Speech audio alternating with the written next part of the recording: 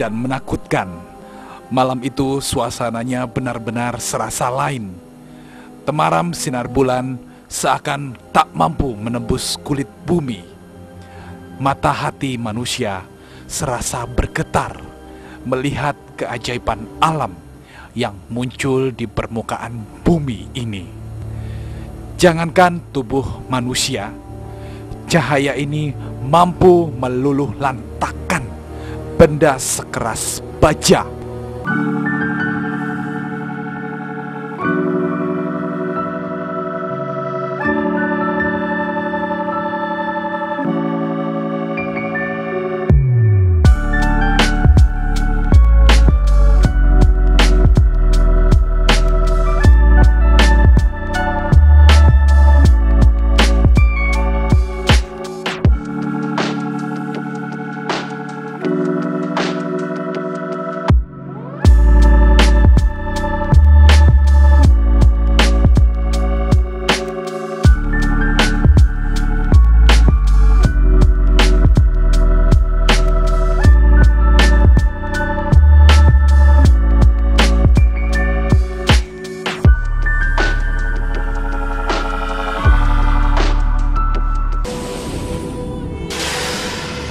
Pemirsa, di sebelah saya sekarang sudah ada seorang supranaturalis dari Trowulan, Gus Imam atau yang akrab disebut Mbah Gimbal dari Padepokan Aladuni. Assalamualaikum Gus Im. Ya, kalau menurut Gus Im di kayangan api ini ada misteri apa Gus? Menurut saya api ini adalah sebuah perapian ya. Jadi perapian ini dulunya untuk membabar sebuah pusaka zaman Mojopahit, yaitu Empu Supa atau yang kita kenal Supagati, seperti itu. Dan bagaimana asal muasal dari sejarahnya api ini sehingga ada di lokasi ini? Ya, api ini memangnya dulu itu pusat untuk pembuatan pusaka atau keris atau tumbak atau yang berbentuk pusaka yang berioni, yaitu semua empu. Dulu itu membabarnya di sini atau di Pande, seperti apa itu memandai zaman sekarang itu. Tapi ini pandainya kayaknya ini dari alam. Dan konon menurut legenda dari masyarakat setempat, di sini dulu Empu Supagati atau yang akrab disebut Empu Supa sempat membuat sebuah keris yang menggemparkan dunia kerajaan zaman Mojopahit dulu. Nah, kira-kira menurut Gus Im ada di sekitar mana tempat-tempat untuk pembuatan dari empu itu sendiri? Menurut saya dari Empu Supagati itu yaitu membuat pusaka yang berbentuk jangkung ya. Jadi jangkung itu luk tiga, yaitu jangkung mangkurat. Jadi jangkung itu sekarang pada zaman dahulu itu dipegang sama para wali, yaitu termasuk Sunan Kalijaga. Sunan Kalijaga. Iya. Dan kalau kita lihat di apian ini atau kayangan api ini, ini adalah semuanya berbatu-batuan atau mungkin banyak sekali batu-batuan, tidak ada kotoran atau apa.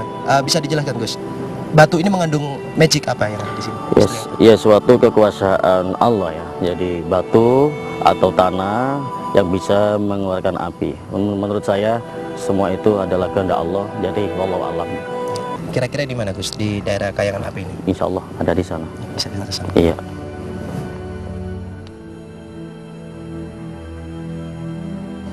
Iya, Gus Im, sebelum kita melakukan ritual, saya ingin tanya ini. Dahulu para empu bagaimana caranya untuk membuat sebuah keris pusaka? Para empu dulu itu sebelum pusaka itu dibabar ya, artinya itu dipandai, pusaka itu dimasukkan perapian. Pusaka itu sama api ya. Setelah itu dipijat sampai rata. Yaitu ini yang bicara ini membentuk pamor. Jadi pamornya ini dengan diludahi jadi membentuk guratan-guratan. Ya, kita bisa membentuk guratan seperti apa di situ yang disebut pamor. Dan setelah dipanaskan, apakah mungkin keris itu langsung jadi atau perlu diproses lagi? Pusaka itu setelah dibabar atau setelah dibabar atau di perapian, jadi lebihnya ini membentuk looknya ini kita gunting dulu, itu digunting ya. Setelah digunting dengan melalui proses yaitu alami atau dengan tangan. Setelah itu guntingannya ini berbentuk peksi, yaitu peksinya itu ada yang yoni, yaitu ada yang ada di sininya itu peksinya ini. Ini jadi peksinya ini adalah berbentuk atau tempatnya yoni atau tuahnya di sini. Ya. Dan apakah tidak didinginkan dulu, Gus? Setelah itu pusaka itu untuk dia itu empu memvisualkan dirinya atau dalam bentuk yoninya di dalamnya itu, dia itu atau membentuk visual gambar, yaitu dimasukkan dalam air, yaitu yang ada kembang taman, yaitu 7 rupa atau kembang telon. Gitu. Kira-kira insya Allah ada di sana. Mari kita ke sana ya.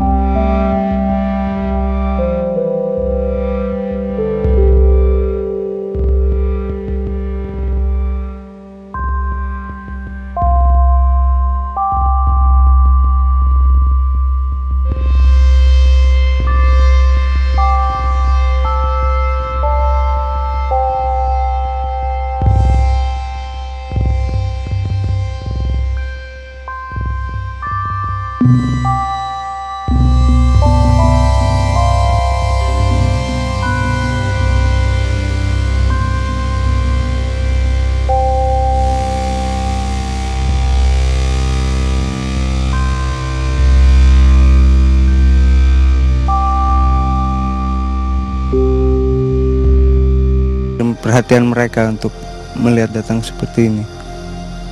Ya, kemudian apakah mereka tidak merasa terganggu dengan kehadiran ritual kita kali ini?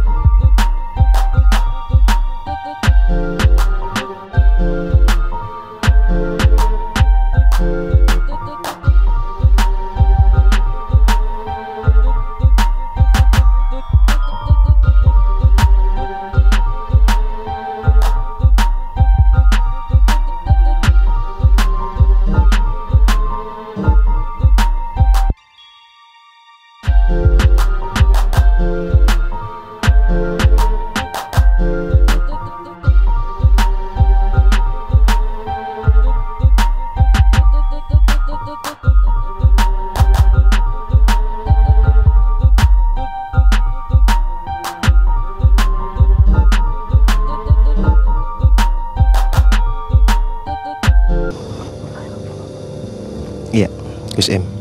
Bisa dijelaskan Gus, pusaka apa yang Gus Im tadi sempat datangkan? Insya Allah pusaka tadi itu yang pertama adalah pusaka Semar, yaitu Semar duduk. Terus selanjutnya pusaka apakah itu Gus? Yang kedua adalah pusaka Kaki Nanggala.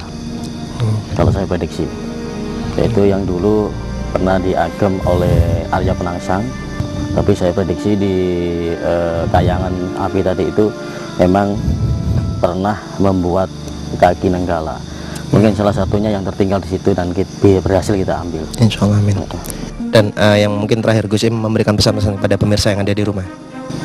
Saya pesan kepada pemirsa, semua bentuk dan pusaka itu semua adalah buatan manusia.